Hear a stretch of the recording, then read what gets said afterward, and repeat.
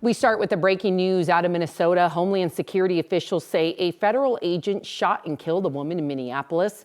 They told NBC News she had rammed her car into ICE agents. Hundreds of agents are in Minneapolis to conduct a major immigration crackdown. An SUV on the scene has a bullet hole in the driver's side windshield. Protesters were also heard taunting and blowing whistles at the agents. Law enforcement deployed tear gas and pepper spray. You can watch continuing coverage of the incident on 9 News Plus. Just go to the Breaking tab. Switching gears now to another big story, snow. A lot of it is expected tomorrow, and it could start during our morning commute.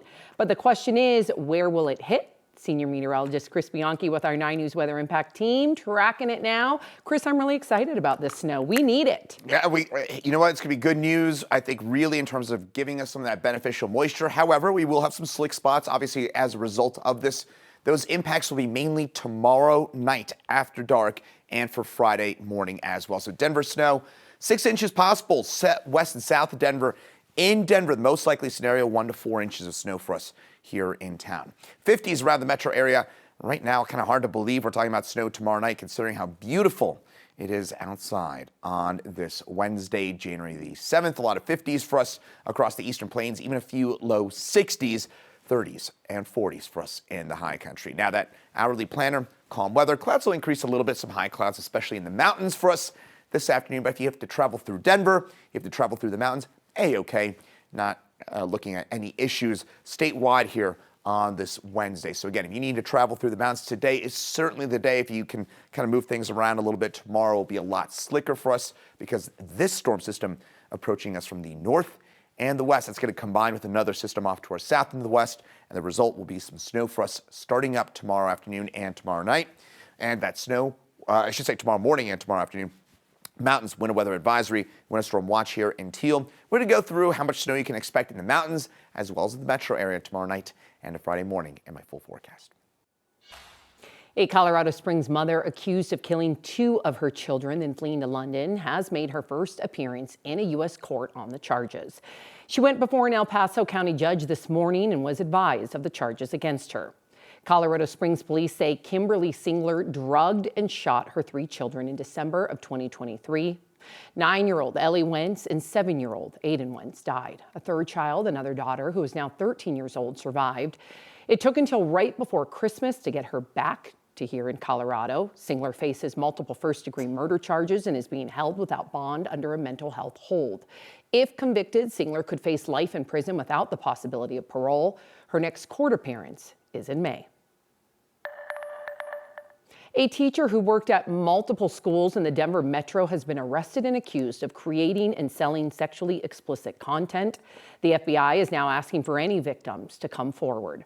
39-year-old Patricio Alanis most recently worked as an English teacher at Arvada Senior High. Authorities say he would get kids to act as if they were under hypnosis before undressing and performing sexually explicit acts on camera. He would then sell the videos. If you or your child were a victim, contact Arvada Police or the Boulder County Sheriff's Office.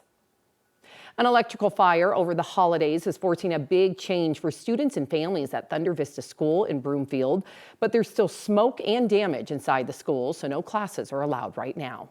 The fire happened December 27th in the school's crawl space. North Metro fire crews were able to put it out before it spread, but smoke spread throughout the school and the heat damaged electrical wiring and plumbing there. Contractors were able to get inside a few days later to start the cleanup, but district officials say the full scope of repairs could take 3 to 4 weeks. Students will now come back from winter break on Monday, January 12th, but school officials are still determining where they will go. Democratic Governor Jared Polis has some disappointing news. He says Coloradans should not expect a Tabor refund this year. In revised budget plans released last week, Polis says the state will fall about $300 million below the Tabor spending cap, meaning no refund checks. The governor is pointing to slower revenue growth and impacts from a new federal budget law. Republicans say Colorado's problems stem from years of overspending. The Trump administration says it is withholding roughly $10 billion in funding that was meant to help low-income families in Colorado and 4 other Democrat-led states. The White House cites fraud but did not provide evidence. The Trump administration says about $7 billion for the Temporary Assistance for Needy Families program will be frozen. That provides money and job training for parents living in poverty. More than $2 billion for the Child Care Development Fund will also be frozen. That subsidizes daycare for low-income households. Democrats in Colorado call this another example of political retaliation. President Trump has promised, quote, harsh measures against the state for failing to release Tina Peters from prison. She's 1 year into a 9-year sentence for leading a breach of election systems. Leaders in Colorado say they haven't received any notice about a funding freeze or proof of any fraudulent payments here. A spokesperson for Democratic Governor Polis said his office learned about the freeze through the media. The federal government is out with new guidelines for healthy eating today. They reflect what dietitians and doctors have been saying: eat more whole foods and protein, fewer highly processed foods, and less added sugar. The government unveiled a new pyramid that put protein on top, along with veggies and fruits, and whole grains at the bottom. The city of Loveland has taken the first step to allow homeless camps to be dismantled without offering the residents anywhere to go. But this was the council's first vote on it, so it's not a done deal yet. The move comes months after the city closed its only overnight shelter for adults. City leaders say they're trying to balance enforcement with new resources. Along with the ordinance, council members also moved forward with plans to buy a warehouse in Northwest Loveland that could become a new resource center and overnight shelter. But a nonprofit has to agree to run it. The project would cost more than $2.8 million, mostly paid for through capital expansion fees.